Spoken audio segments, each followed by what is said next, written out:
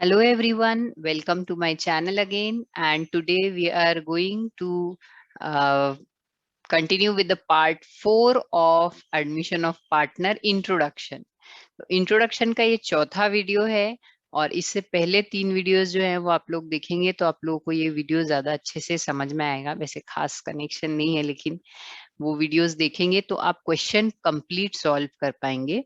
हम लोगों ने अभी तक पिछले 3 वीडियोस में रेशियोज का कैलकुलेशन और ट्रीटमेंट ऑफ गुडविल देख लिया था।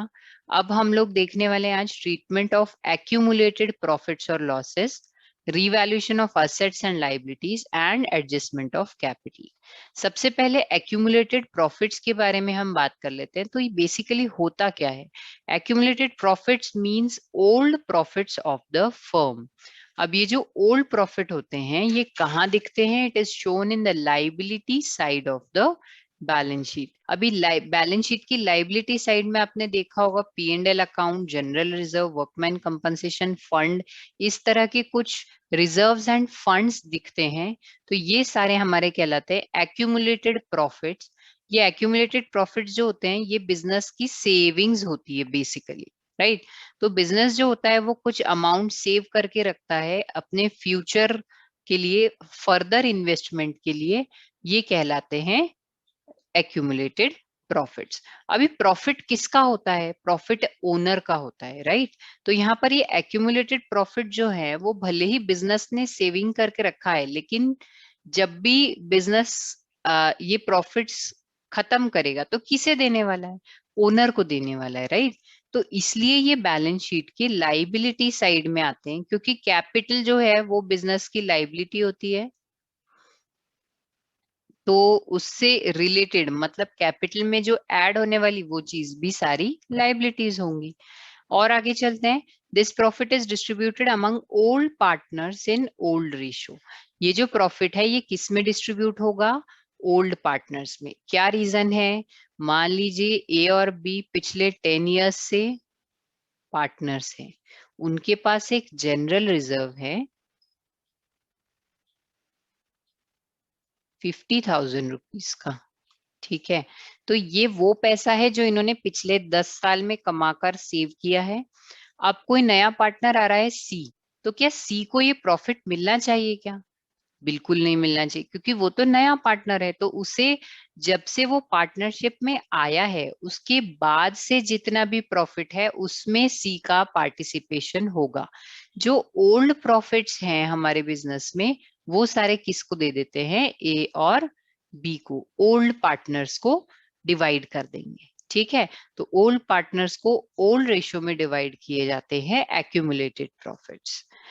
इसकी जर्नल एंट्री होती है एक्यूमुलेटेड प्रॉफिट्स या accumulated reserves account debit to old partners capital account.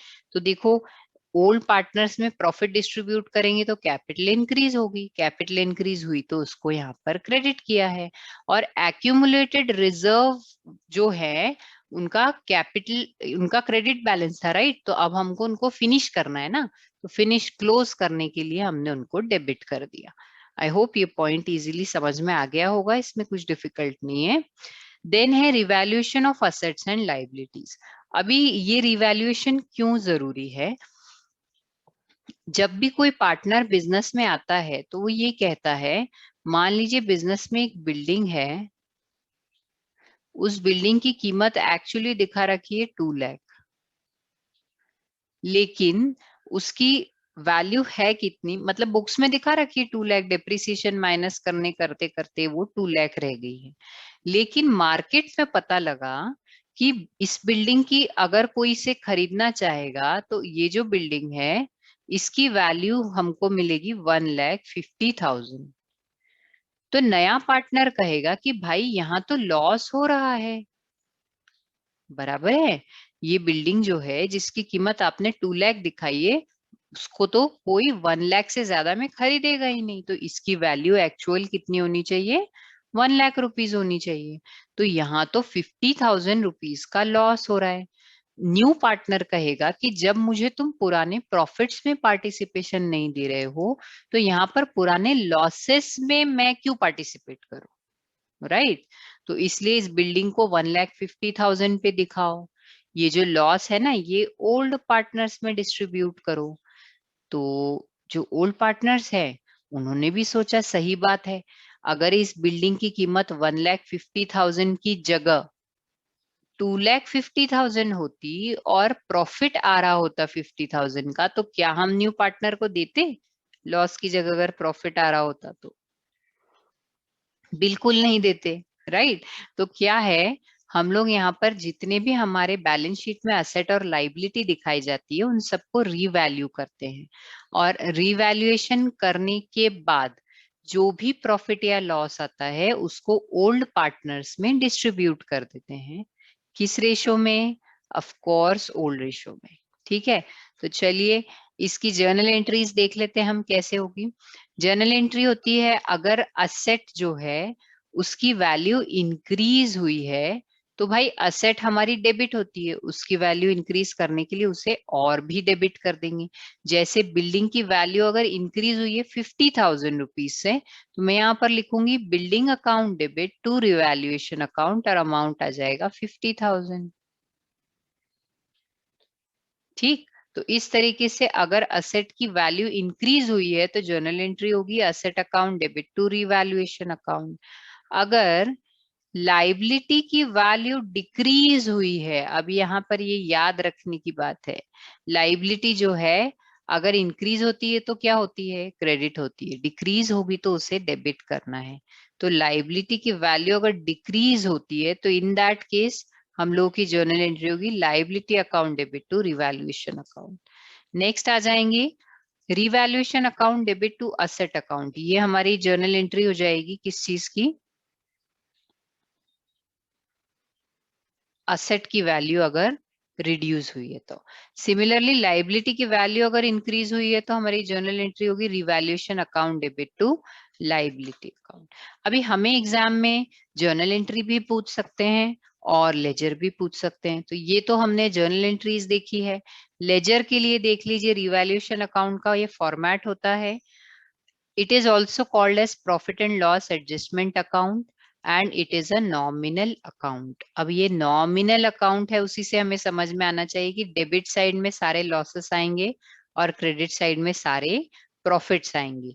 ठीक है, तो देखिए अगर बिल्डिंग की वैल्यू कम हुई तो ये क्या होगा? लॉस होगा, तो लॉस को हम डेबिट साइड में लिखेंगे। अगर वैल्यू इंक्रीज हुई तो हम उसको क्रेडिट साइड में लिखेंगे। ठीक है, मान लीजिए हमें किसी क्रेडिटर को पेमेंट करना, उसने हमारा पेमेंट जो है वो बोला कि हमें उस पर इंटरेस्ट भी चाहिए, तो हमारी लाइबिलिटी इंक्रीज हो गई। तो लाइबिलिटी इंक्रीज हुई है तो हम उसको डेबिट में करेंगे, क्योंकि लॉस हो गया ना, पहले से ज्यादा पे करना पड़ेगा। और अगर किसी क्रेडिटर ने कहा चलो ठीक है हम आपके 5,000 रुपीज माफ कर देते हैं क्योंकि आपने हमेशा हमें टाइमली पेमेंट किया है, तो इस केस में लाइबिलिटी की वैल्यू अगर डिक्रीज हुई है तो हम उसको कहाँ रिकॉर्ड करेंगे? क्रेडिट साइड में। तो आई होप आपको ये पॉइंट क्लियर होगा। रिवैल्यूएशन अकाउंट बनाना बहुत ही आसान है। इसमें हम लोग जैसे जैसे क्वेश्चन सॉल्व करेंगे आप लोगों को ये बहुत इजी लगने लगेगा, सिर्फ लैंग्वेज का ट्विस्ट होता है, इसके सिवाय कुछ नहीं। तो इस तरीके से हमने अभी तक देख लिया है ट्रीटमेंट ऑफ एक्यूमुलेटेड प्रॉफिट और revaluation of assets and liability. Last point आज का हमारा है एडजस्टमेंट ऑफ कैपिटल। तो कैपिटल का एडजस्टमेंट कैसे किया जाता है और क्यों किया जाता है? जनरली क्या होता है कि ओल्ड पार्टनर्स ऑलरेडी कुछ कैपिटल लगाए हुए हैं, राइट। जब कोई न्यू पार्टनर आता है और वो कहता है कि मैं प्रॉफिट में 1/5 शेयर लूंगा और उसके लिए मेरी कैपिटल जो होगी वो 60,000 रुपीज होगी, तो ओल्ड पार्टनर जो हैं वो कहते हैं कि ठीक है, अगर तुम 1/5 शेयर के लिए 60,000 की कैपिटल ला रहे हो और ओल्ड पार्टनर्स में मान लो ए की ऑलरेडी कैपिटल है 70,000 और बी की कैपिटल है 1 लाख रुपीज, ठीक। तो ये दोनों कहेंगे कि हम भी हमारी कैपिटल 60,000 करेंगे। तो लॉजिकली ऐसा किया जाता है फिर कि न्यू पार्टनर कहता है ठीक है मैं अपने प्रॉफिट शेयर के हिसाब से अपनी कैपिटल लाता हूं, आप लोगों का जो प्रॉफिट शेयरिंग रहेगा उसके हिसाब से आप अपनी कैपिटल लेकर आइए। ठीक है, तो ये हो गया हमारा adjustment of capital. Capital adjustment करने के लिए हमें दो चीजों की जरूरत पड़ेगी। एक तो हमारे पास होना चाहिए न्यू रेशो और दूसरा हमारे पास होना चाहिए न्यू पार्टनर्स कैपिटल। ठीक, अगर इन दोनों में से कोई एक चीज नहीं है तो हमें फाइंड आउट करनी पड़ेगी। न्यू रेशो का कैलकुलेशन हम लोग फर्स्ट वीडियो में देख चुके हैं, इंट्रोडक्टरी वीडियो में।